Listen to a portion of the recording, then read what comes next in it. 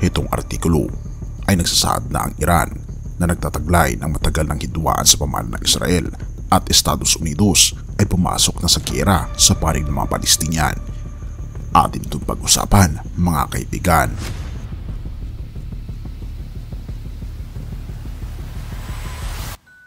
Ayon sa Iranian Foreign Minister na si Hossein Abdullah, hindi na sila magiging simpleng tagamasid sa mga galaw ng Israel laban sa Gaza Strip. Pinangungunahan niya ang pahayag ng pagsakay ng pangalawang aircraft carrier ng Estados Unidos patungong Eastern Mediterranean. Maraming bansang Muslim sa gitnang silangan ang kumilos hinggil sa giyera ng Israel at Hamas na tumagal ng 1 linggo at kalahating panahon.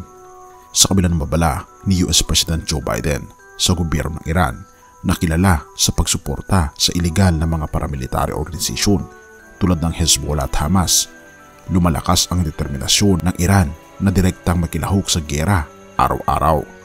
Sa isang pahayag na inilabas sa social media, binanggit niya na ang sitwasyon sa gitnang silangan ay maaaring magdulot ng di matitinag na problema kung hindi titigil ang Israel sa kanilang mga airstrike sa Gaza.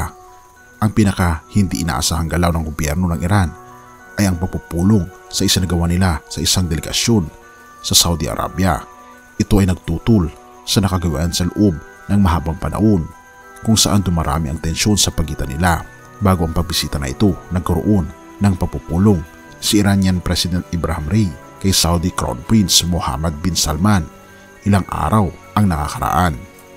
Ang Deputy Chairman ng Iranian National Security Committee ay nagsabi na ang pagpasok ng Israel sa Gaza ay kanilang red line na nagpapahiwatig na nagsimula na ang Iran ng preparasyon para sa posibleng pakikialam sa giyera. Kaagad pagkatapos ng pahayag na ito, nagbigay ng babala si Iranian Chief of General Staff Mohammad Bakiri kay President Joe Biden na ang sandatahang lakas ng Iran ay handang depensahan ang kanilang sarili at handa na rin sa giyera. Sa kabila ng babala at pagtutol ng Estados Unidos, lumalakas ang posibilidad na bubuksan ng Iran ang panibagong front laban sa Israel sa malapit na hinaharap.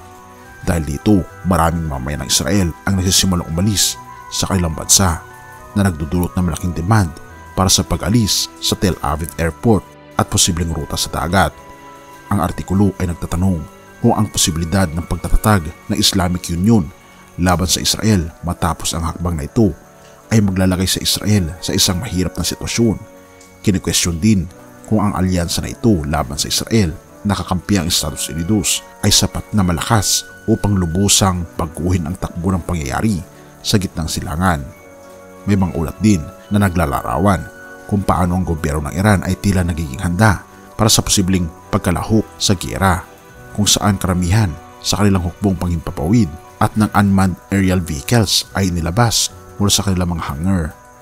Sa kabilang banda, ang Israeli Army na may 200,000 na aktibong sundalo ay nakatanggap ng malaking suporta mula sa pamahalaang Amerikano.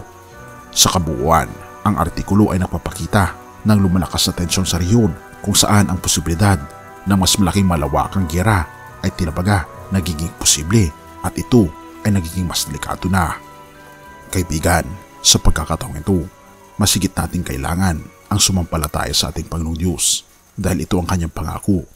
Isaiah 43 verse 2, kapag dumaan ka sa tubig, ako'y kasama mo. Kapag tatawid ka ng mga ilog, hindi ka malulunod. Kapag dumaan ka sa apoy, hindi ka masusunog. At ang liyab nito ay hindi makakapinsala sa iyo. Kaibigan, nais ng ating Panginoon na magtiwala tayo sa Kanya lalong higit sa pagkakataong ito at panghawakan natin ang Kanyang pangako na hindi niya tayo papabayaan. Purihin ang ating Panginoong Diyos at salamat kaibigan sa iyong panonood. Tayo manalangin. Ama naming banal, makapareha naming Diyos, kami po'y humihiling sa inyo na kami Panginoon ay protektahan ninyo lalong higit ang mga tao sa teritoryo ng Israel. Nawa Panginoon ay maging maayos na ito at nawa ay hindi na maging mas higit ang tensyon na umiiral doon at nawa ito ay matapos na. Purihin ka o aming Panginoong Diyos at patawarin po kami sa lahat ng aming pagkukulang at pagkakasala pagkat ito aming samutiling sa matamis na pangalan ng aming Panginoong Jesus. Amen.